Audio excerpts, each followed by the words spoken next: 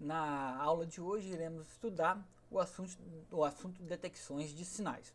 Bom, iremos ver uma breve introdução da definição do que seria detecções de sinais.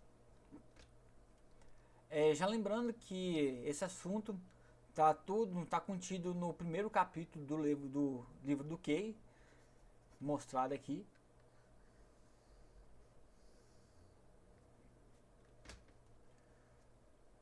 Bom, então o que seria uma detecção de sinal?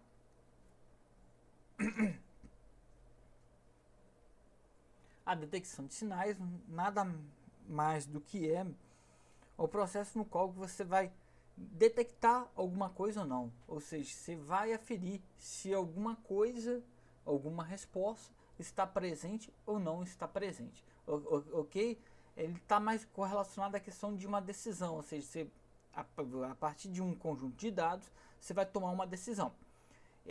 Nessa disciplina, essas decisões nossas aqui vai ser tudo no formato binário, no qual vai ter sempre duas opções, ou seja, dado alguma coisa, nós vamos dizer se essa coisa está presente, ou existe ou não existe a partir de uns dados já coletados, ok? Uma observação importante, não confundir a teoria da detecção com as teorias de estimação. Estimação normalmente, dado o conjunto de dados, você vai estimar algum valor, ok? Algum parâmetro lá. Já a detecção não. Detecção está mais ligado à teoria própria de decisão, ou seja, dado o conjunto de dados, você vai decidir se alguma coisa existe ou não existe, beleza?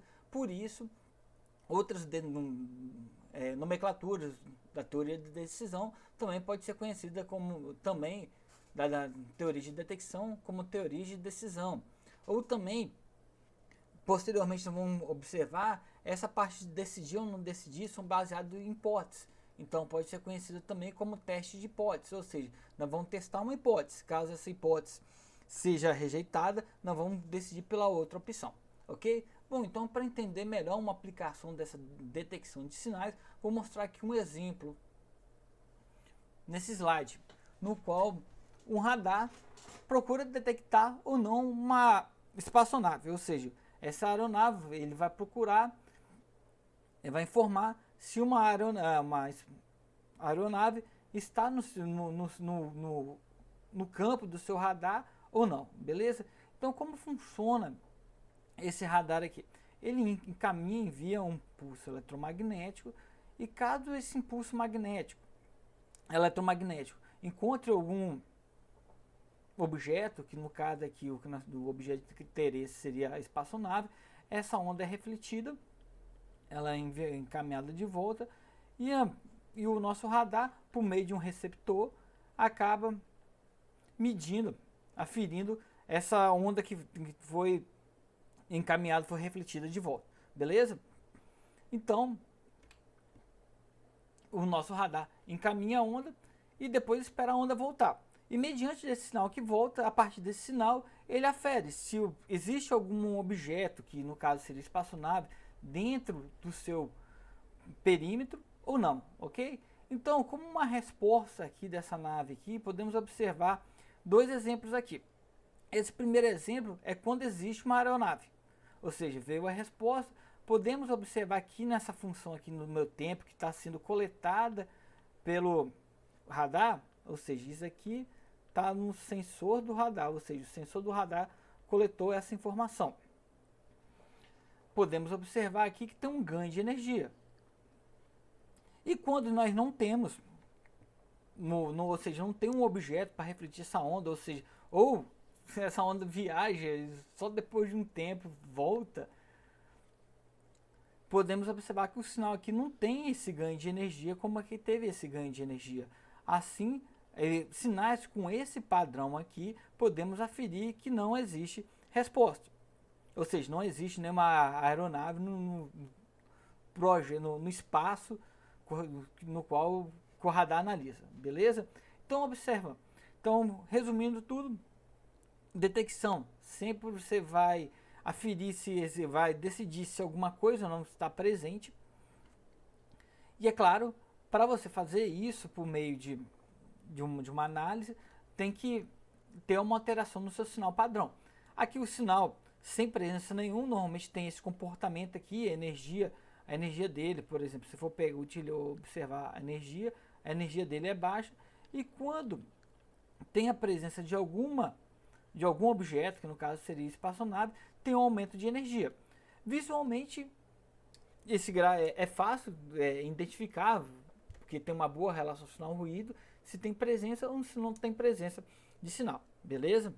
Bom, outro ponto importante também nessa figura aqui, observar, que tá, digamos, tá fácil para você separar quando tem sinal, quando não tem sinal, mas normalmente isso não é tão fácil, não é de maneira trivial que seja feito até aqui, ó, no caso, um exemplo, visualmente, ok? Então tem que ter isso em mente. Às vezes vamos deparar com relações sinais ruídos, ou seja, o ruído às vezes é muito maior do que o nosso sinal e vamos ter que utilizar métodos matemáticos um pouquinho mais complexos, beleza? Bom, agora continuando nossos exemplos, agora um segundo exemplo que é uma das aplicações da nossa linha de pesquisa, que seria a detecção de potenciais evocados. Detecção de potenciais evocados.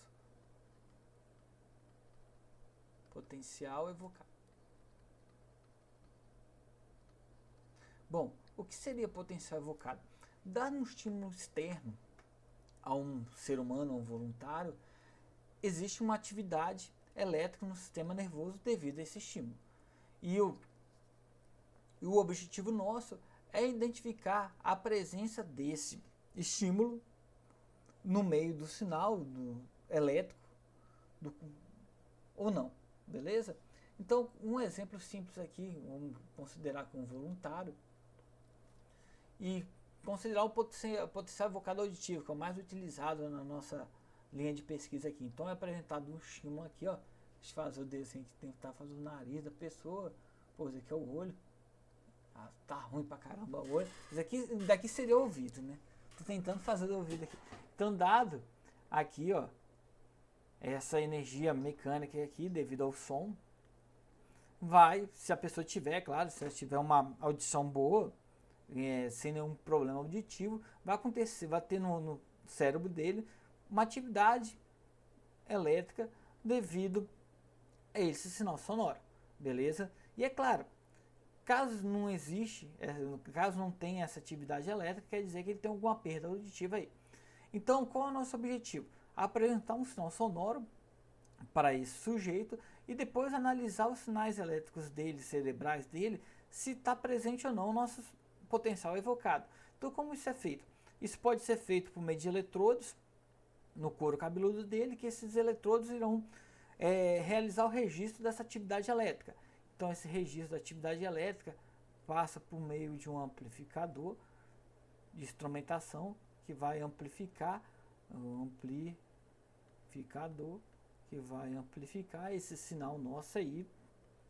Assim, esse sinal pode ser representado num tempo discreto, ou seja, tem que fazer um gráficozinho no eixo X aqui indicando o nosso tempo, e aqui no eixo Y aqui a amplitude, que é dado em tensão, amplitude.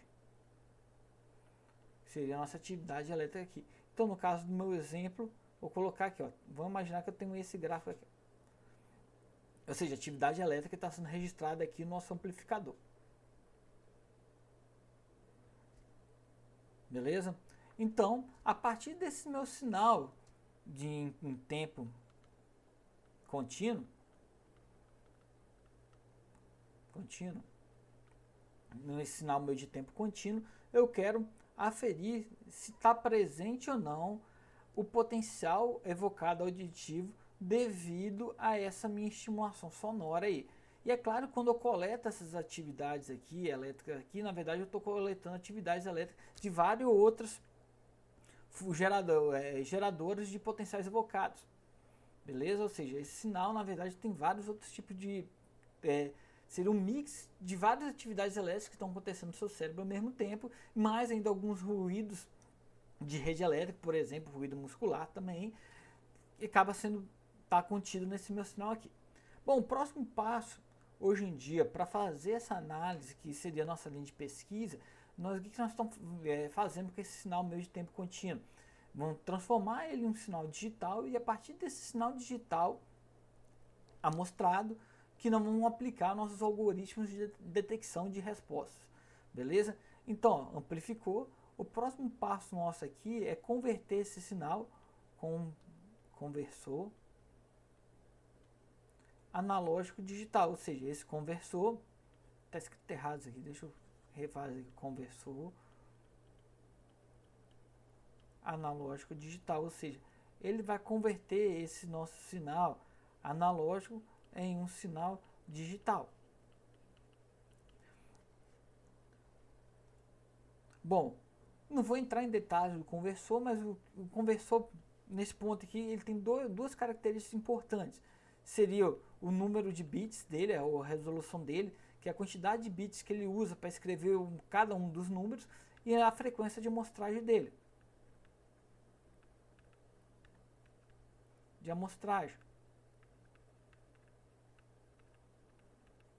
Que eu vou chamar essa frequência de amostragem como fs aqui, beleza?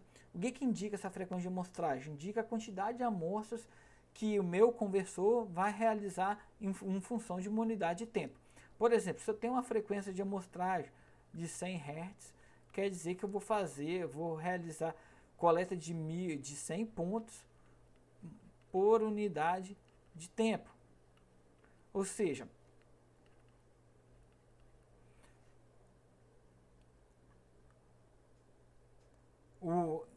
eu vou registrar o registro de sinais de tempo no intervalo de tempo de 1 sobre o fs.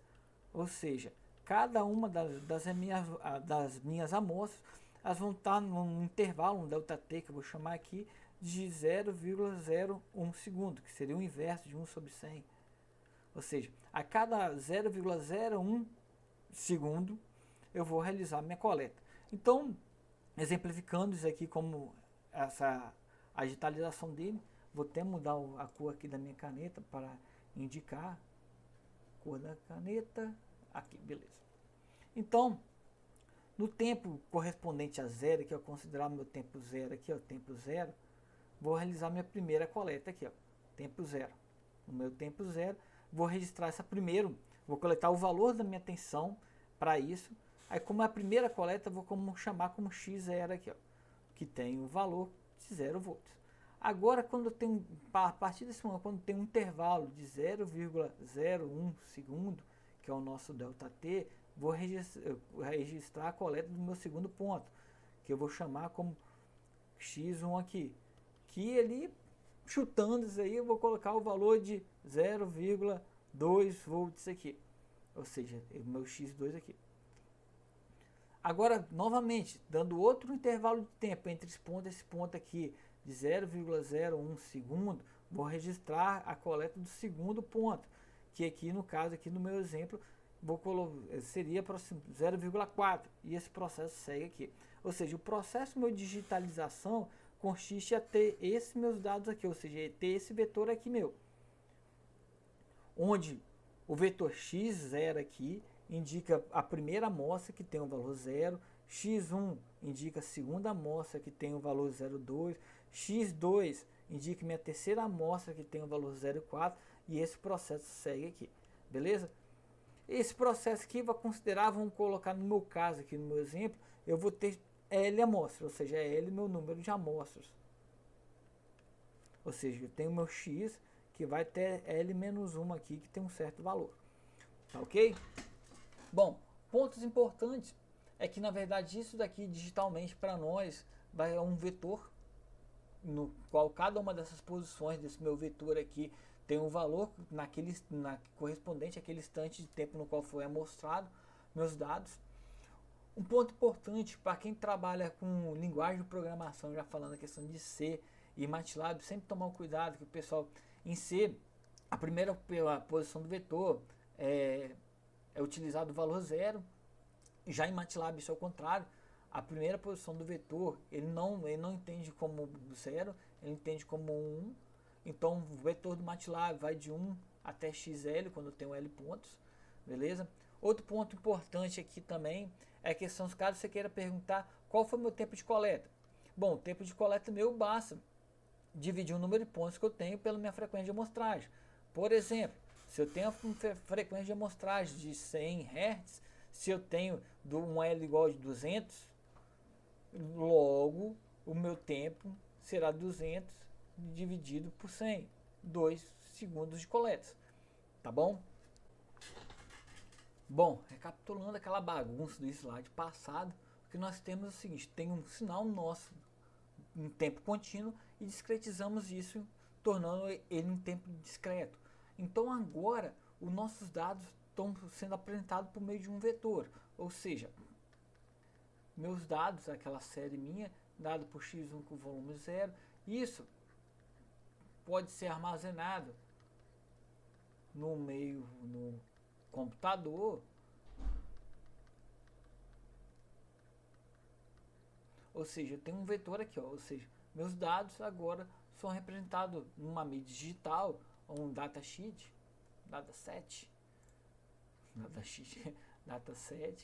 no formato de tempo discreto.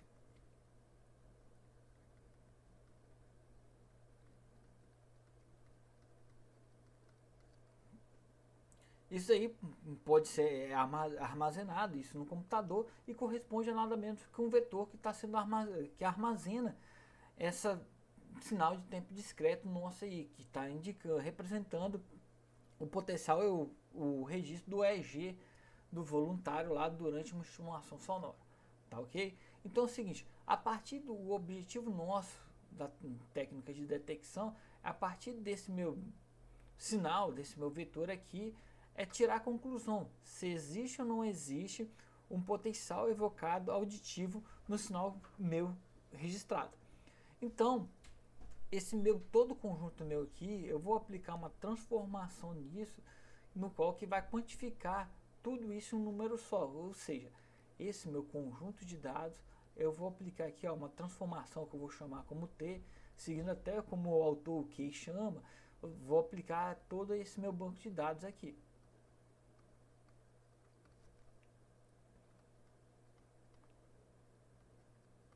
Bom, e qual é a ideia dessa minha transformação?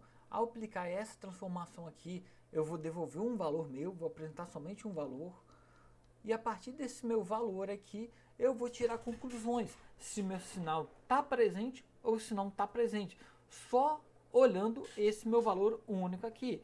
Normalmente essa transformação aqui nossa é um dos objetivos da nossa teoria, ou seja, obter qual é uma boa. Ótima não, porque o termo falar que é uma ótima é meio complicado nessa área aí, porque ótima se deve mais à otimização. Você vai tentar minimizar o custo, o erro de uma função de custo. No nosso caso aqui, nós não temos muito bem uma função de custo aqui. Mas a nossa transformação se diz procurar qual a melhor transformação no qual eu consigo melhor identificar o nosso sinal aqui. Futuramente, as transformações aqui na nossa área biomédica seriam os detectores de detecções objetivas, as ORD, por exemplo. Então, a partir desse meu valor aqui, eu vou tomar a decisão se o sinal está presente ou se não está presente. Então, dessa forma, essa decisão tem duas hipóteses, que seria o que eu vou chamar agora como hipótese nula, como um sinal, que seria o potencial evocado ausente,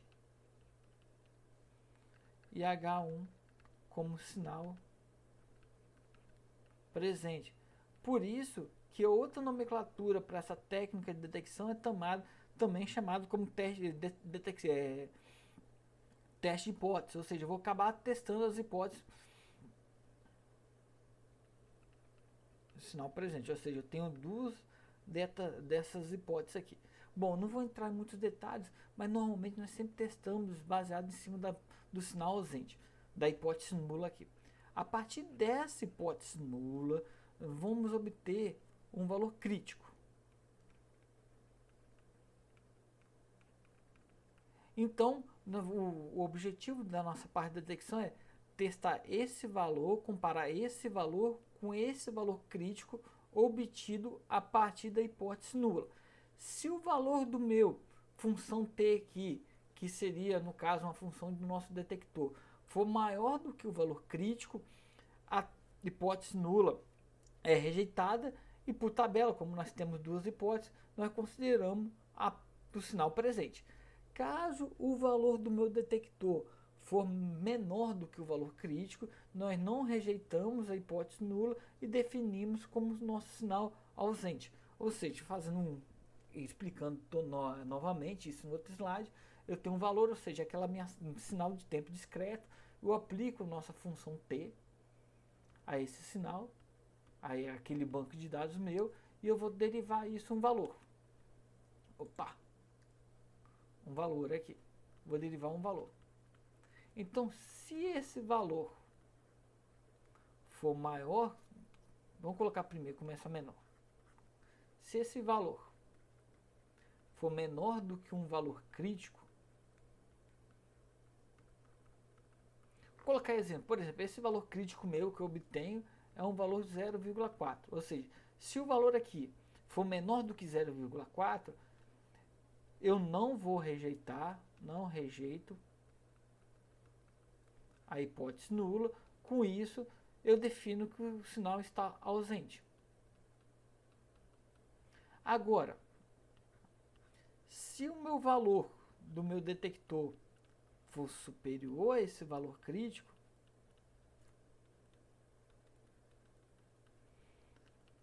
eu rejeito H0, ou seja, a hipótese de ausência de sinal. Logo, ao rejeitar disso, nós acabamos definindo, né, na verdade, porque tem duas opções, que nosso sinal está presente.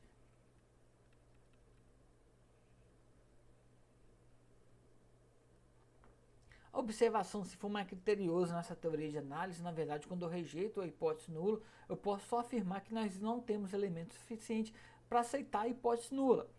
Como que nesse critério de decisão nós sempre tem que escolher um ou outro, ao rejeitar isso, acaba tomando a decisão de decidir que o sinal está presente. Mas daí é questão mais dentro da teoria de rejeição da hipótese nula.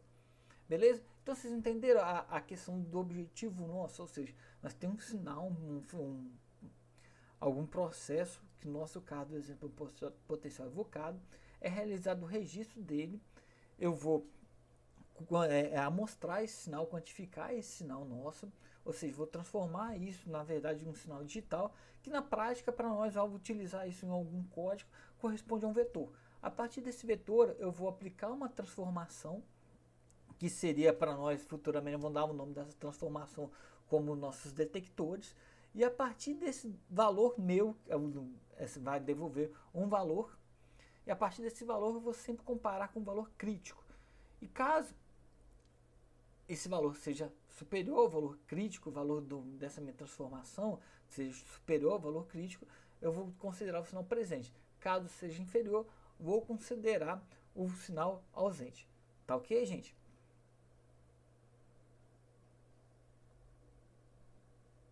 Bom, o que eu mostrei para vocês aqui foi um apanhado geral do como seria a aplicação aos nossos problemas dessa teoria de detecção. Bom, agora finalizando isso, tem alguns pontos importantes do que é preciso ser estudado. Então, como primeiro levantamento nosso aqui, observar a questão da obtenção do valor crítico, ou a estimativa do valor crítico. Muitas vezes,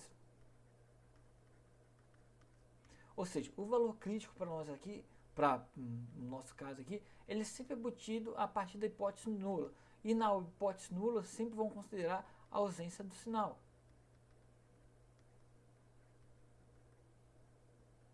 A ausência de sinal.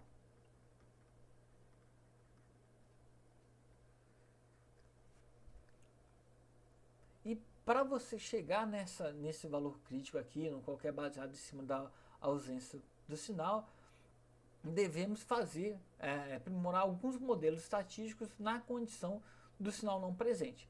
Tá ok? Então, nos próximos assuntos, nós vamos aprender um pouco a questão mais de própria estatística, manusear algumas funções e algumas distribuições comuns para nós, também fazer algumas considerações do nosso sinal para gerar um modelo probabilístico do meu ruído na condição de ausência de sinal, para que seja a partir desse meu modelo probabilístico da ausência do sinal, eu possa obter um valor crítico.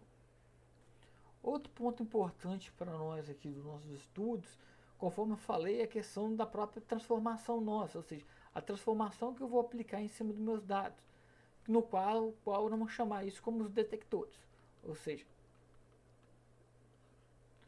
qual seria o nosso melhor detector, ou seja, qual a melhor transformação que eu vou aplicar a esses dados, no qual, ao aplicar isso, gerar um sinal, esse meu valor, na saída do meu detector, eu consigo um melhor desempenho. Ou seja, eu consigo detectar o potencial evocado quando ele existe, e eu consigo também não rejeitar ele, falar que não existe quando ele não existe.